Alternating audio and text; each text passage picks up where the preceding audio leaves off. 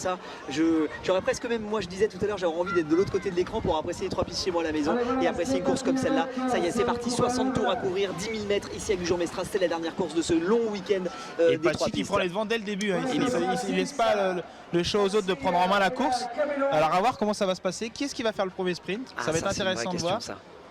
C'est exactement ce que je me pose. Allez, Nolan Mediafri moi je sur vois l'intérieur. bien un Gwendal faire les premiers sprints parce qu'il est quand même pas mal placé au classement général et il sait très bien qu'il n'aura pas la possibilité de prendre des points en fin de course. Donc s'il veut garder sa place qui doit être de 5 ou 6e au combiné fond vitesse, il va sans doute être obligé de se découvrir un petit peu en début de course. Allez, Alexis Contin également aussi qui est de la partie. On n'en a pas beaucoup parlé d'Alexis Contin, mais parce qu'on avait déjà pas mal évoqué son cas pendant un petit moment avec Alain Nègre tout à l'heure qui est venu me rejoindre pour converser un petit peu. Lui qui a gagné le 1000 mètres ce matin, c'est un peu une forme de renaissance d'Alexis Contin, pas tellement, mais une renaissance morale. Voilà, une renaissance de cœur pour ce garçon qui a été frappé par la maladie à 15 jours de son échéance olympique à Sochi, alors qu'une médaille lui promettait pas forcément lui ouvrait les bras, mais en tout cas voilà, c'était possible pour lui de décrocher, de pouvoir tutoyer son rêve olympique. Le terrible coup du sort, alors forcément on est chauvin, puis c'est un copain. Je pense que ça a été vraiment dur dans la mesure où même peut-être plus qu'individuellement ils visaient vraiment la médaille par équipe. Ils avaient une très bonne équipe de poursuite. Ils étaient top 5 ils avaient fait des très bonnes coupes du monde avant les JO et ils avaient vraiment de bonnes choses d'en gagner une. Et puis voilà, le grain de sable est venu dans la machine et c'est un petit peu tout dérouté. Alors et puis on se rend compte que personne n'est à l'abri, hein, parce qu'Ewen qui lui était en forme a eu une affection de la malléole, donc il n'est même pas couru ce week-end, il est rentré chez lui, donc c'est vrai que c'est pas compliqué pour les athlètes de haut niveau. Et puis ces petites mécaniques de précision, elles sont assez fragiles et quand ça s'enraye, c'est le début de bien des tumultes pour les patineurs qui ont ces petits problèmes. Et là c'est Benjamin Massé qui est en tête, donc on parle de glace et on en voit un devant, donc c'est un des partenaires de poursuite d'Ewen et d'Alexis. Il est beau gosse, quand même. Benjamin Massé allait faire un petit tour sur Facebook. Ça va lui faire plaisir à Benjamin, il va ouvrir son Facebook. Il va gagner 30 likes et 50 fans. Exactement, c'est ce que j'allais dire. Et il va trouver des demandes d'amitié de partout. Elle est fille avec sa petite marinière sur Facebook. Franchement, le garçon, il vaut le détour. Il est affûté comme pas deux et il est d'une gentillesse extrême. Il est hyper accessible sur le bord de la piste. Moi, j'ai eu l'occasion de puis il vient se faire plaisir ici sans prétention. Il sait très bien qu'il va pas gagner, mais ça, c'est humble de sa part. Et moi, je trouve ça sympa que les gens de la glace viennent faire du roller. J'adore cette passerelle qui se fait du roller vers la glace et de la glace vers le roller. C'est un peu plus rare de la glace vers le roller, mais Benjamin Massé l'incarne parfaitement. Allez, c'est justement la glace à l'honneur. Alors que là, c'est Alexis qui a pris les devants pour le premier sprint. Comment ça va se passer? Alors c'est Pachi qui part devant Kouarante, suivi de Félix et Peña. Alors ça va être la cloche au prochain passage sur la ligne. Oh là là, on a l'impression que c'est très bon passage de Félix Reinen là, qui va peut-être se faire passer par c'est Pachi qui gagne les points. Voilà, c'est bon pour Pachi, on a l'impression que c'est quasiment une arrivée. S'il y a un compte, qu'est-ce qui va se passer là tout de suite? Et voilà, c'est Alexis qui part en compte, c'est très bien joué. Superbement bien joué avec son 200. Et là il n'y a personne qui réagit, donc ça pourrait aller très loin tout ça. C'est très bon, regarde, Gwendal Le Pivert avec Quentin Giraudot qui viennent de se porter aux avant-postes. C'est très bien joué au niveau de l'équipe parce qu'on voit que les 3 bonds sont venus faire le bloc et ça va être dur pour les autres de revenir. Oui, Alexis est parti pour aller prendre, en tout cas c'est pour là, c'est pour Alexis, ça c'est quasiment sûr. Alexis qui jette le petit coup d'œil par l'arrière, Quentin Giraudot, Gwendal Le Pivert et le reste de l'équipe qui est en train de bloquer. C'est magnifique ce qu'ils ont fait, c'est super bien joué. Mais on essaye, allez, hop là. Oh, les petits Espagnols qui essaient de casser un petit peu le bloc, mais regarde, je suis persuadé que derrière l'équipe va faire le boulot. Allez, Alexis, content. Alexis est bien parti, là, il a une demi-ligne droite d'avance, il va gérer son effort. Comme il fait de la glace, il sait de quoi il parle, il va peut-être pas s'affoler, il va réussir à faire quelques tours de vente, donc à voir comment ça va se passer pour lui. Mais derrière ça va réagir de toute façon, je pense qu'ils vont pas rester inactifs. Ah bah si, pourtant regarde, et puis regarde, Pachi est assez loin dans le peloton. Et nos amis portugais qui s'affolent pas. Complètement, comme à chaque fois, milieu de peloton, les portugais, on est tranquille, on est bien, on est pépère, mais Alexis Contin devant semble faire le job. Ah c'est beau ça, c'est beau de voir Alexis Contin comme ça qui prend les devants, qui prend l'initiative, ça c'est beau. Et on voit l'équipe monte là-bas derrière dans le peloton, on le voit pas forcément à l'image. Alors là c'est Nolan qui part en contre, il va certainement essayer de ramener le peloton. Ah bah il faut là de toute façon, parce qu'on peut pas laisser partir. Et il y va fort Nolan, dis donc derrière, il y va très fort. À l'image vous avez Alexis Contin qui est littéralement échappé, il a pratiquement une ligne droite d'avance sur le reste du peloton. Et puis derrière on est en train de c'est étrange de voir que c'est Nolan qui part et pas Pachi.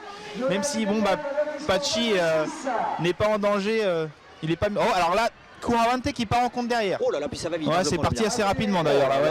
Ça a réagi. Ça, c'est pas la course des juniors, c'est ce qu'on pensait. Chez les juniors, on peut pêcher par inexpérience, mais chez les garçons, quand on sait qu'on a un triple, quadruple champion du monde devant, on va pas le laisser partir. Et celui qui va peut-être bénéficier de tout ça, c'est Boris Peña qui est resté assez calme depuis le début de la course. Il est bien passé en 4ème position. Et regarde les Portugais. Ils réagissent. Mais regarde, Pachi est vraiment très loin. Il est derrière Crispin Ariens, aux alentours de la 20ème place. C'est très étonnant. Et moi, ça me paraît un petit peu loin pour réagir et aller chercher des points quand ça va revenir sur Alexis. Et il les laisse en tous les cas à Nolan Nolan a fait la jonction, ouais, là, la jonction. et puis il contre. Elle est derrière, c'est en train de contrer et tout de suite Alexis Contin. Regarde le Portugais, Diogo Marinho s'est sorti très très fort La derrière. vache, on l'avait dit, il est en train de se planquer le Portugais. Le Portugais est en train de revenir sur les deux hommes de tête. Ça y est, le peloton va faire la jonction. Je pense qu'à mon avis ça va se faire. C'est les derniers points qui sont Et distribués. Pachi a réagi, Pachi a réagi, il est Il était temps. Ouais. en deuxième rideau avec Alex Quarante. En fait, il a réagi à partir du moment où le Portugais a lui-même réagi dans cette course. Ouais, il va le marquer à la culotte là, ouais. Effectivement, Elton de Souza me semble-t-il à l'intérieur pendant que Diego Marreiros vient à la bagarre. Bah voilà, Diego Marreiros il a laissé passer le premier tiers de la course et il vient chercher les points Diego. Comme à chaque fois, pas d'affolement chez Alors là ces par contre ça va être très dur pour Alexis, hein. S'il se part caler dans le peloton ça peut vite devenir un calvaire pour lui. Hein. Voilà, j'espère aussi. Que là il rétrograde. Pachi a l'air très en forme. Hein. Il va revenir, il va se remettre dedans. Il se met juste derrière Félix Rigen, Alexis. Ouais, Contin, il est haut mais il n'y a personne qui le recale, hein. Il n'y a pas de politesse, personne ne va l'aider. Hein. Ah, si Nolan quand même, Nolan qui a réussi à le laisser rentrer un petit peu dans le peloton. Mais devant ça va très vite. C'est Pachi qui est devant et qui est en train de coller des mines. Allez c'est parti, la course elle est lancée. Ouais, et là on a un petit groupe qui s'est détaché. Ah la vache. Ouais, mais derrière, De 4 hommes forts, Quarante, Diogo Marreiros, Elton de Souza et Pachi. Et ce qui est étrange, c'est de voir que c'est Gwendal derrière qui fait le forcing pour revenir. Et il bosse, hein, les gars. Il fait un super boulot, Gwendal. Hein. On ne le savait pas aussi fin équipier. Notre petit Colombien de 18 ans vient de griller la politesse à Pachi sur la ligne pour prendre des points. Voilà, les jonctions avec le reste du peloton. Moi j'ai hâte de voir ce que. Voilà, Chris Payne. J'allais le dire, Chris Payne part. Et voilà. Avec Boris Peña dans la roue et il me semble que c'est Martin Diaz. Allez, c'est parti, on y va, ça contre. Avec le Portugais, est-ce que c'est Diego Marreiro ou alors est-ce que c'est son coéquipier? J'ai du mal à le voir d'ici. Non, c'est le coéquipier de Diego Marreiro avec son dossard numéro 86 c'est Martin Diaz, ouais, effectivement, qui est parti avec lui dans sa roue. Ouais, ça contre dans tous les sens. C'est une course qui est assez dure là. Ah la vache, c'est costaud. Hein. Toi, si tu étais là-dedans, je pense que tu serais aussi en train de tirer la langue hein, quand même. Parce que, ouais, plutôt 2 fois qu'une d'ailleurs. Tout le monde est tiré en ligne derrière, on a contré dans tous les sens et c'est Alexis Contin qui avait lancé les hostilités. Et puis derrière, on est en ligne droite, ça rigole pas du tout et on est tous sur l'extérieur. Hein. Là, il faudrait prendre au sérieux cette petite échappée, puis regarde derrière. Ouais, c'est calme derrière, effectivement. Pachi a l'air cramé, Diogo va pas chasser parce qu'il a son acolyte devant. Effectivement, ouais, il y a personne d'autre qui peut y aller. Comme Chris Payne n'est pas forcément très dangereux au général, et bah ça pourrait bien aller au bout tout ça. Ouh là là là là, c'est peut-être parti pour les deux garçons, ça a l'air plutôt bien parti, le peloton derrière, est-ce qu'il réagit un petit peu? Non, ça réagit pas derrière, on est en train de bloquer pour Cadeau Motus. Il va falloir voir ce que ça va donner. C'est normal. On se rend compte que Nolan et Alexis qui sont partis en début de course, ça sont un petit peu englués en milieu de peloton, ça a l'air un petit peu difficile pour eux là. Ouais, je pense que c'est on commence à payer un petit peu le prix de ses efforts. Les deux garçons qui sont en tête pour le moment. C'est bien parti là. C'est plutôt bien parti pour ces deux garçons avec un Portugais notamment dans cette échappée avec un Chris Penariens pour le team Van der Verven pour le citer exactement. Deux garçons qui sont en tête pour le moment et avec un peloton qui réagit que mollement même si et là c'est deux Colombiens qui partent en compte derrière. Ouais, c'est parti, on y va, on est en train d'agiter un petit peu le reste derrière même si pour le moment ces deux garçons en tête sont en train de marquer des points. On est en train d'engranger Portugal. Moi je pense que cette échappée est quand même bien partie. Hein. Ils mènent pas grand train devant mais c'est régulier et on se souvient que Chris Payne a gagné le championnat du monde l'année dernière exactement dans ces conditions. Il est parti un petit peu en facteur, personne l'a vraiment pris au sérieux et puis finalement il est allé jusqu'au bout. Ah mais là ça revient fort les Colombiens. Ouais mais il reste encore une demi-ligne droite hein, et c'est quand même pas si facile que ça de boucher les trous. Ça réagit rapidement derrière mais ça s'essouffle aussi tout aussi vite donc on va bien voir comment ça va évoluer mais j'ai quand même l'impression qu'ils sont bien partis. Et c'est étonnant hein, derrière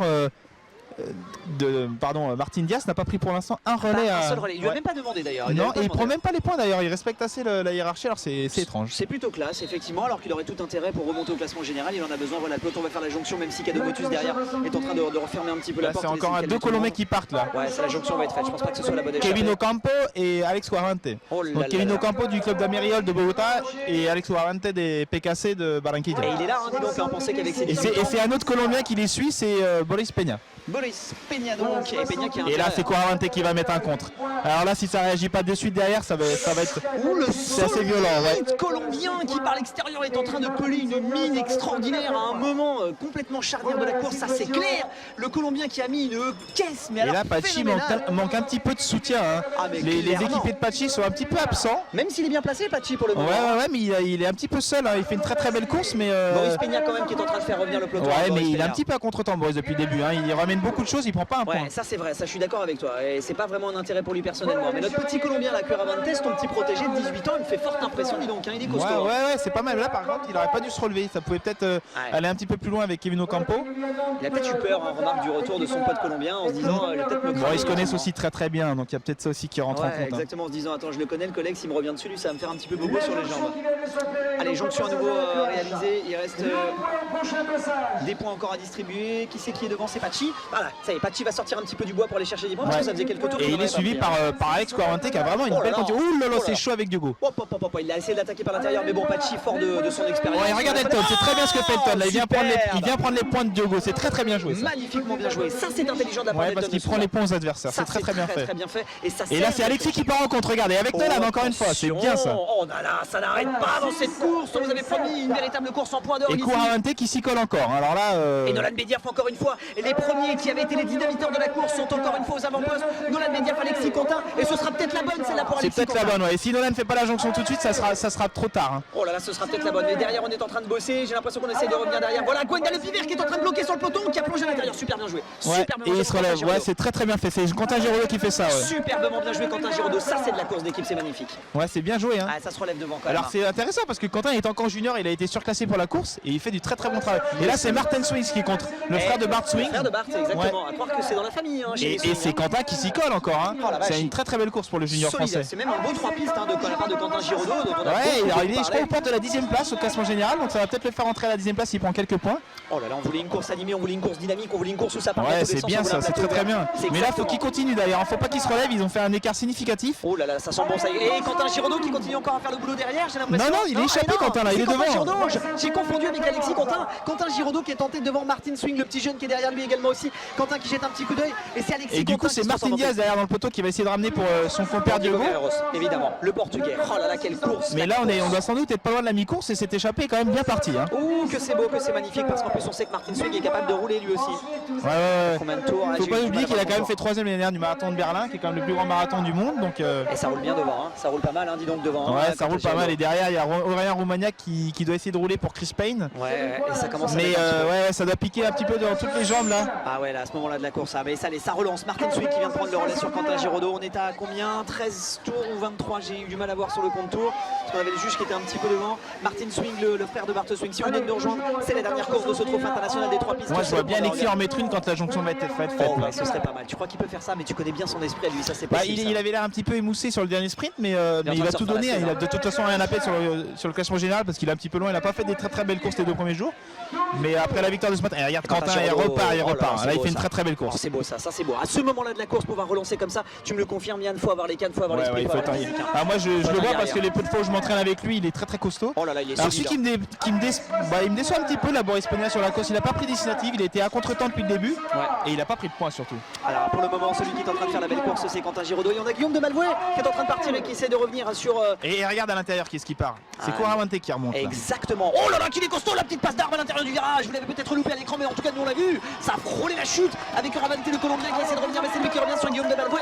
La course est en train de. Il remonte bien Quarante. Il est costaud. Il va même aller chercher Guillaume de Malvouet, je pense, pour ces points-là. Et il va pas s'arrêter. Tu vas voir qu'il va pas s'arrêter. Et Pachi, il réagit parce qu'il a bien compris que s'il le faisait pas maintenant, ça serait définitivement trop tard. Et le Colombien peut pas laisser partir parce qu'il a l'air vraiment solide sur ses jambes. Guillaume de Malvouet va peut-être céder des points. Non, Guillaume de Malvouet va quand même prendre des points. Mais attention, le Colombien. Mais alors par contre, la Fred Quarante continue. Et c'est ce qu'il fait. Et Guillaume de Malvouet peut-être en soutien. Et Pachi là-bas qui est derrière. Pachi va revenir facile. Ouais, il a senti le coup, Pachi. Quelle finesse. Et Diego Barreros là-bas à l'arrière du peloton avec son dossard numéro 88, deuxième du classement général qui est en train de faire le job. Alors là, il y en a partout sur la piste. Alors là, ça devient vraiment le carnage. C'est le carnage, mais c'est un carnage à 40 km/h. On est parti dans tous les sens. Tout le monde est en train de bourrer dans tous les sens. Est en train de se la coller comme il fallait. On imaginait un plateau ouvert. Les garçons sont en train de se mettre ventre à terre. Regarde, on est en train de. Et là, c'est bien joué pour le coup de la part de l'équipe qui est au skate parce qu'il y a Elton qui est avec Diogo. Il va pas l'aider. Et il viendra lui sauter les points s'il faut. Oh là là, et ben là c'est Pachi qui prend les points devant Quarante. Quelle bagarre, ils continuent tous les deux garçons ensemble. Et Diego Barreros derrière qui est en train de faire le job pour essayer de revenir sur les deux devant, mais Pachi ne cède pas un pouce simplement. Oh, le Colombien qui est en train de sécher. Il est en train de craquer le Colombien. Complètement. Et Pachi en solide, Pachi en costaud qui est en train de partir, il s'envole. Pachi s'envole. Là c'est course gagnée à mon avis. C'est presque même 3 pistes gagnées, ça continue comme ça. Elton de Souza. Qui met un compte, ils vont partir à 2 les au skate là. Oh c'est bien joué ça. Elton de Souza, il est solide. Diego Barreros. Et il est là, Diego Barreros encore. Il est encore là. Incroyable. Alors là par contre Quarante a implosé là, il n'y a plus de son, plus d'image, il est planté. Ah ouais mais bon il avait donné tout ce qu'il fallait dans la bataille et peut-être 6 tours. Il va essayer de s'accrocher à Alexis et Nolan mais là Allez, on a quoi? On a 2 Zéo Skate, on a Patxi Pelua l'espagnol avec le français Elton de Souza en deuxième position. Le troisième, c'est celui qui est deuxième au classement général. Vous me suivez? Oui, vous me suivez. C'est le portugais Diego Marreiros.